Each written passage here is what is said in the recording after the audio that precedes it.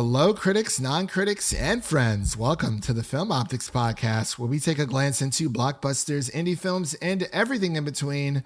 I'm your host, Christian, and I'm joined by my partner in film, Devin. And today we're here to give our spoiler-free reactions to Yorgos Lanthimos' latest film titled Kinds of Kindness. But before we begin today's episode, you can listen to our podcast on podcast platforms around the internet. That includes Apple Podcasts, Spotify, Google Podcasts, and more. And if you are a new or seasoned listener to our show, we would love to hear from you guys. Follow us on Instagram, Twitter, and Threads at FilmOptix. That is Optix with an X. Or you can email us at filmoptix@gmail.com for any movie-related questions. Devin, have you been spreading kinds of kindness this weekend? I'm not sure how much kindness there is in this movie, to be honest. There's a lot of strangeness, a lot of oddities in this world. Obviously, with Yorgos behind the helm, you're going to get a lot of interesting characters and a lot of odd story beats, but that's kind of what he's known for. I do want to appreciate how this run that Yorgos Lanthimos is on, where it's basically like feels like a movie every year now, because he's got one lined up next year already with Emma Stone and Jesse Plemons. Already got that figured out. He's just kind of pumping these out, and it's just his own vision, his own stories. Like, it's all him, and he's just kind of unflinchingly himself. And I think that's really cool. I definitely agree. Yorgos Lanthimos has always been that director who it's either you get his movies, or not even if you get his movies. It's just he's out there. Like, he is not afraid to not even like break barriers, but like he's not afraid to make what he wants to make. He's very unapologetic. You have to buy into these worlds that he creates. Like, there's just a lot that you just have to kind of accept. That's true. But he's also very unapologetic, where he's like, I'm going to make what I want to make. And if people like it, that's awesome. And if people don't, then, like, I don't care type of mentality. But you are right. Yorgos Lanthimos, he's been fighting the good fight for a while. I mean, I think the first movie that you had told me to watch from him, was it called Lobster, or was that somebody else? I could be completely wrong. He did Lobster. That was one of the first ones. The Lobster. Yeah, that was in 2015. Do you know the name of the film that is coming out next year with Jesse Plemons and Emma Stone? The movie is called Bugonia. Interesting title. Bugonia. Oh, yeah. I see it here on Letterboxd. Yeah, it just literally says Bugonia, and like, two conspiracy-obsessed young men kidnap the high-powered CEO of a major company, convinced that she is an alien intent on destroying planet Earth. That sounds very interesting, actually. I would definitely say. But yeah, we are here to talk about kinds of kindness. This is going to be a interesting review, so to speak, because it's not necessarily one giant movie. It's really three short films that are spliced almost into... Yeah, I wasn't expecting that. It's an anthology, basically. Yeah, and I definitely have some thoughts on that altogether. But before I get ahead of myself, we'll be right back after this introduction to Kinds of Kindness. Good afternoon, Robert. Don't just stand there. Sit down. Were you waiting long? No, 15 minutes or so. Your hair's nice like that. Don't get it cut. Let it grow a little longer. And you've lost more weight, I think. Skinny men are the most ridiculous thing there is. We've gone over this before. You must put on a few pounds. I told you that last time. But I have. You most certainly have not. You're even skinnier now. We'll have to take another look at your eating plan for the week. And we are back with our Kinds of Kindness review. Again, this film is directed by Yorgos Lanthimos. He was also in the writing room as well for this film, and stars, of course, Emma Stone, Jesse Plemons, Willem Dafoe, and a few others. And the synopsis is as follows. A man seeks to break free from his predetermined path. A cop questions his wife's demeanor after her return from a supposed drowning, and a woman searches for an extraordinary individual prophesies to become a renowned spiritual guide. And as Devin mentioned before, this is an anthology of films that is stitched together into a 2 hour and 44-minute experience. Yes, you heard me. That is 2 hours and 44 minutes. And if you're including the previews, it's pushing a little bit over 3 hours for sure. But I'm going to give the mic over to Devin so we can give his initial thoughts to this, because he actually watched this first. I actually just watched this yesterday, so I'm going to send him my thoughts here. But Devin, what are your thoughts, your initial thoughts of this film? Yeah, going into this one, definitely excited for this one as far as movies go, releases for this year. Coming off of Poor Things, I know we both really loved that one. Crazy ride that movie was, with Emma Stone just at the top of her game, just completely killing it with her character, Bella Baxter. I feel like going into this one, was not expecting it to be an anthology. For those of you who don't know, it's basically 3 different stories with the same actors, but they're all playing different characters in 3 separate stories. That, I mean, they might have a loose connection. I wasn't seeing any, but I'm sure there's something connecting them all. But they are kind of 3 varying different stories, and they tell different kind of life lessons, I guess you could say. But for me, I feel like this one didn't really work as well as far as a Yorgos movie for me. I obviously loved The Favorite and Poor Things and The Lobster back in the day, but I think this one, it just felt like it was too much off the rails for me as far as a movie.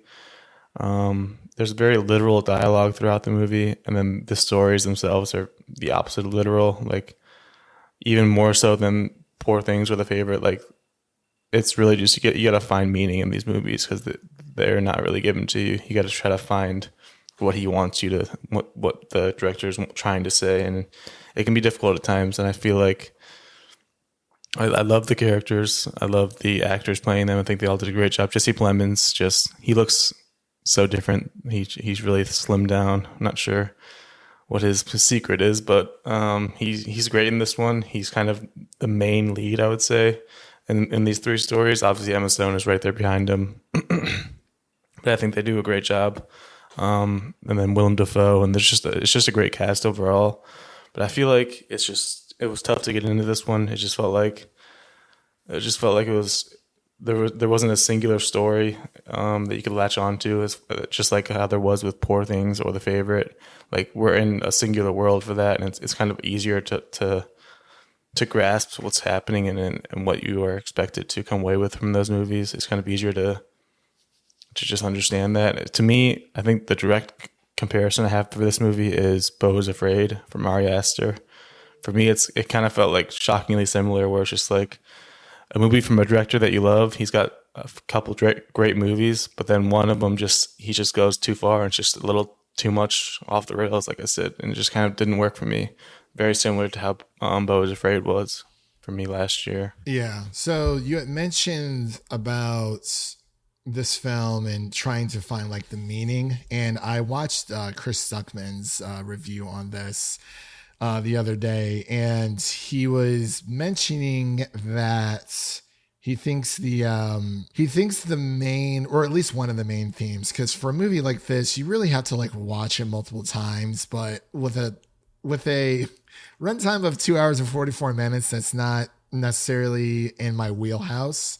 But Chris Stuckman, he was talking about how each of these stories had a similar theme would have been like a level of acceptance, because you have the very first one with Jesse Plemons and Willem Dafoe. Mainly, a man seeking to break free from his predetermined path, but like once he does, he doesn't know like what to do with his life, so he comes like crawling back, and he's being rejected, and he's trying to get back into the good graces of Willem Dafoe's character.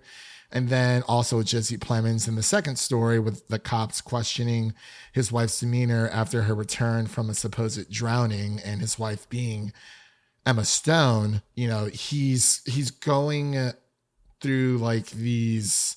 It's more so the acceptance of Emma's character to Jesse's character in the second story, because she's trying to prove to him that, hey, you know, like it's really me. He's not really sure. And then all this stuff starts unraveling. It does go off a little bit off the rails. And, you know, Jesse Plemons' character is trying to basically he's going through these extreme lengths to have like these trials for his wife to be like, hey, like if you are who you say you are, then you have to prove it. Like I want you to do X, Y, and Z, and it's the most outrageous stuff ever. I don't think everyone's gonna like this movie. Do you think it's fair to say that the general audience is probably either not going to see this movie or probably just like dragging through the mud when it comes to like Rotten Tomatoes? Do you think this is going to be more of like a critic's movie? Yeah, definitely gonna have a higher critic score than audience score for sure. Yeah, for sure. I don't know. And I was long winded there for a second, but I was like, yeah, it's like the more I think about it, like there's things that I liked, like there's certain scenes that I liked, but overall I was like, I don't really know what this is about. I was like, this definitely could have been a anthology series.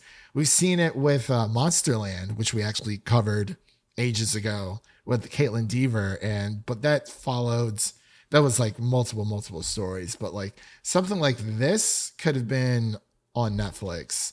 But then again, I don't know. This is rated R, so they get pretty wild with with fingers and with livers and jumping into pools. There's a lot going on. There's a lot to unpack here. I actually not quite as wild as Poor Things as far as that goes, but definitely this one's definitely stranger. It's weird how sexually wise this is way more tamed than Poor Things, but like when it comes to, like you said, the strange and eeriness, this is like way far out there. It's so strange. But I had told my mom I was going to go see this because she's been like going back to the movies recently. Went to go see Bad Boys for Life. She saw I don't think she saw Inside Out 2, but she did go see A Quiet Place day one with some of her friends, and she was like, oh, like how was Kinds of Kindness, because she loves Jesse Plemons, she likes Emma Stone. And I thought about it for a second. I was like, you know what? I think you can sit this one out. She's like, well, what do you mean? I don't think parents are going to be enjoying this one. No. And yeah, my mom was like, well, like, what do you mean? Like, you think I'm going to like it? I'm like, I don't think you're going to like it. I know you're not going to like it. Yeah. I would say the same thing to my dad, because I remember he was struggling to get through Poor Things at one point, and I was just like, really? Oh man. I mean, Poor Things isn't like completely mainstream. It's just it's still very out there. It's just more of a linear story than this. Yeah. I think that's what I meant by calling it mainstream, as in, I guess like when I say mainstream for Yorgos Lanthimos, that means that like the general audience can sit there and it is a more linear experience. Like the general audience is not going to go see Kinds of Kindness. And I think that's totally fine. But something like The Favorite or Poor Things, I feel like it's more easily digestible for the main audience. Yeah, altogether. Definitely more so than this one. For sure. Yeah. Like I was telling my mom, I was like, well, there's like a lot of blood. And she was like, oh, really? I was like, well, yeah, I just told you that like, you're not going to like this. Like, I'm not going to get into why you're not going to like it. It's like, if I enjoy a movie, like I'm going to tell her, be like, hey, like you should go see this. It was really, really good. But like, if I say, yeah, like you're not going to like it, just trust me. Just trust me on that one. But I'll pass it back over to you, Devin. Was there anything else you wanted to mention about these three stories that you found appealing, or something that just didn't really work for you? Or I wanted to ask you, how did you feel about like the abrupt credits that rolled like every single time? Because I feel like that really took me out of the story, because I was expecting more. I thought the first one it was a joke, because obviously I didn't know it was an anthology going into it. So I was like, okay, that's a cute little gag you put in there. But no, I mean, there's three different credits throughout the movie, kind of ending the three separate shorter films in the film. The last credit is definitely the most abrupt. Was not a fan of the third story really at all. I think that one was just like, I think it was the weakest one. Yeah, it was completely too much, just doing too much, and then it just didn't really have much to say at the end. It felt like the first one I think probably was the most interesting, like a lot of people have said, and then the second one was pretty weird. it was weird, but like they didn't explain. There was a lot of loose ends, like especially towards the very end with like the liver scene, and then there's like a knock at the door, and then it's like, oh, it's over. And then yeah, it was like very odd. Yeah, it's just not very satisfying watch, I would say. I'm sure there's gonna be a lot of people that enjoy it. It's gonna have pretty high critic score, I imagine. But for me, it just didn't really work as a movie, as a cohesive movie. Yeah. So as of right now on Rotten Tomatoes, it is sitting at a 54% for the audience score and sitting at a 73% for critics. So it seems that critics are definitely enjoying it. But based off Rotten Tomatoes, of course, it seems that critics are enjoying it more so than the audience. But I've even seen a lot of other critics out there, especially even on Letterboxd, who are they're not even lukewarm on this. Like I'll see a lot of people who are scoring this. I think the highest I've seen on Letterboxd, at least from the people that I watch it through, it's like a three stars, maybe 3.5 is like the highest I've seen. The lowest has been 1 star, and then there's like a few 2.5 stars in between. But you know, it's a very peculiar movie. And one of the popular reviews on Letterboxd actually mentions that, like, oh, but Yorgos Lanthimos is being peculiar again. And it's like, well, he's always been peculiar. It's just this, it just happens that this film is one of the most peculiar ones that he's dropped, where it's a little hard to follow because, you know, especially with the wife in the first story, like there's a certain part where she kind of just drops out of the story. You don't hear from her ever again. And then it's like I was starting to get more interested in the first story, and then, you know, they switched over and I was like, oh, well, I guess we're doing this. But see, I knew that they were going in. I knew that it was 3 different movies, or 3 different stories altogether, because someone had told me that, like, I think it was like maybe a few hours beforehand. So at least I had that knowledge going in, but I was definitely feeling the runtime there for a bit. But the dialogue was interesting. I will say that's one thing I liked about it, is that they spoke a certain way, almost robotic, almost in a kind sort of way, even though they were like super mad at each other at certain parts. That was probably like the funniest part. But yeah, definitely Jesse Plemons, definitely he's more at the forefront of these 3 stories. But so let's get into our final thoughts and ratings here for Kinds of Kindness. Devin, what are your final thoughts and ratings for this film? Yeah, final thoughts. Like I mentioned before, this one did not work for me as far as the Yorgos movie. Definitely a fan of the majority of his work. I do still need to watch Killing of Sacred Deer, like you mentioned. That's kind of the one I haven't seen yet, but the other 3 that I've seen, definitely a big fan of. I think this one is just a little too much, a little too off its rocker for this one.